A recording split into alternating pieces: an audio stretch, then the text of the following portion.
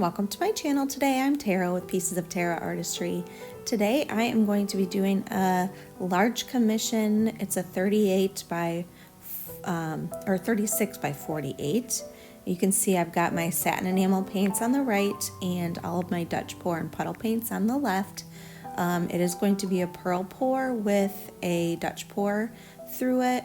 I am prepping my edges right now. If you watch me, you know that the reason for prepping the edges is to make sure that the paint is tacky when it rolls over the edges so that it keeps your design, as well as the canvas doesn't show through. So that's why I'm doing that Prussian blue in that middle area, because I know that that's going to be darker colors in that area. So I don't want the canvas showing through on those sections. So that's why I'm prepping my edges there. So hazard of the trade. I scratched my head and ended up with a huge amount of paint on it. This is my recipe for the colored pearl cells. So all of my colors that I'm using now, oh wait, here's the consistency. It sinks immediately. There's no mounds. It's very, very runny. So yeah, so all these colors are mixed with the satin enamel, and that is using the base Behr satin enamel deep base is in the colored, whereas in the white on the ends, that is using the Behr satin enamels in ultra pure white. So I might be changing that to the deep base pretty soon. Just in talking to some other artists, they felt like maybe the pearls came out a little bit better if you don't use the ultra pure white. So I'm going to try that. So you could use either way. You could just add the white to your deep base or use the ultra pure white in the Behr satin enamels. So I'm just kind of stretching this around a little bit, and I'm just going to make sure that I flood my base coat here. And here I'm going to be running the Gold Influence Interference Gold over top of all these colors, stretching it out to get the pearls. So on this one, I did not get as many pearls as I was kind of anticipating, but I'm okay with it. It ended up being really pretty the way that the pearls kind of dispersed on the edges.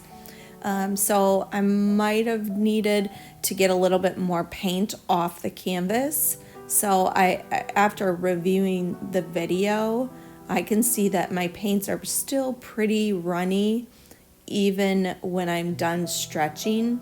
So that's just something to think about when you are doing a pearl pour. You have got to get the majority of the paint to stop moving off of your canvas. And see, look, I'm stretching it back to the middle, which is what you always want to do so that you get the paint on the edges, or the pearls on the edges.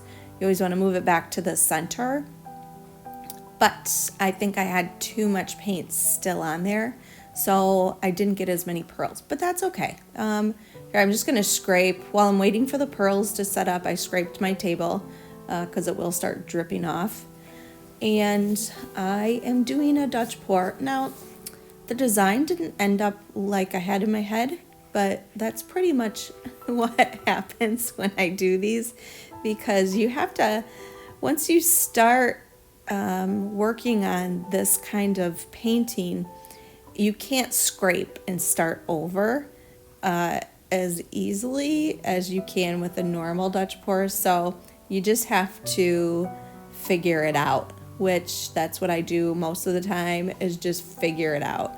So I'm going to lay all my base colors here and let you watch. Stick around till the end, because I do go back in and touch some things up with my brushes.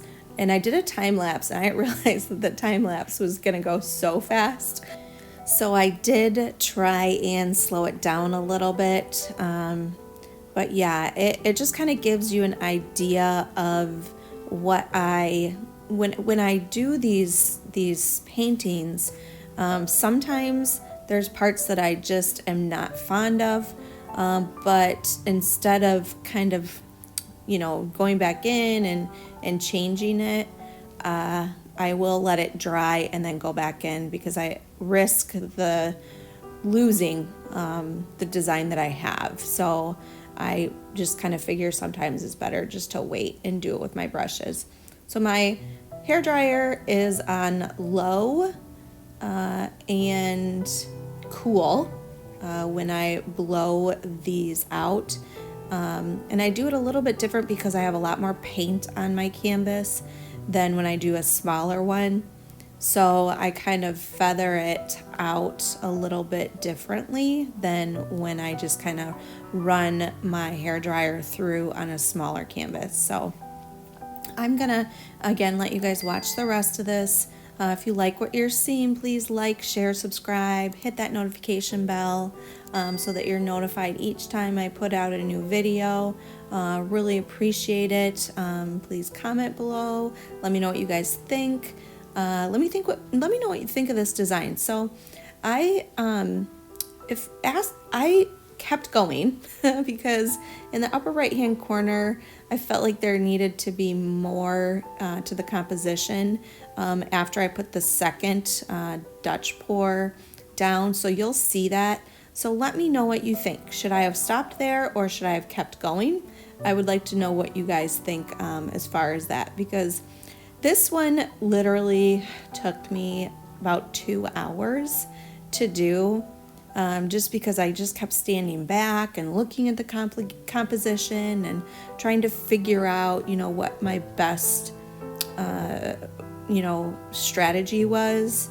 And so, there's many times that I doubted what I was doing and was irritated at what I was doing and liked what I was doing. I went through a lot of emotions on this one. So please let me know what you think in the comments below. And yeah, that's pretty much it. There are ways to support in the description box.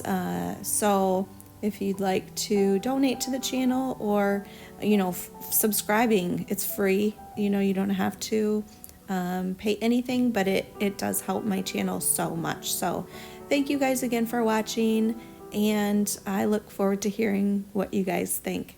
Y'all have a good one.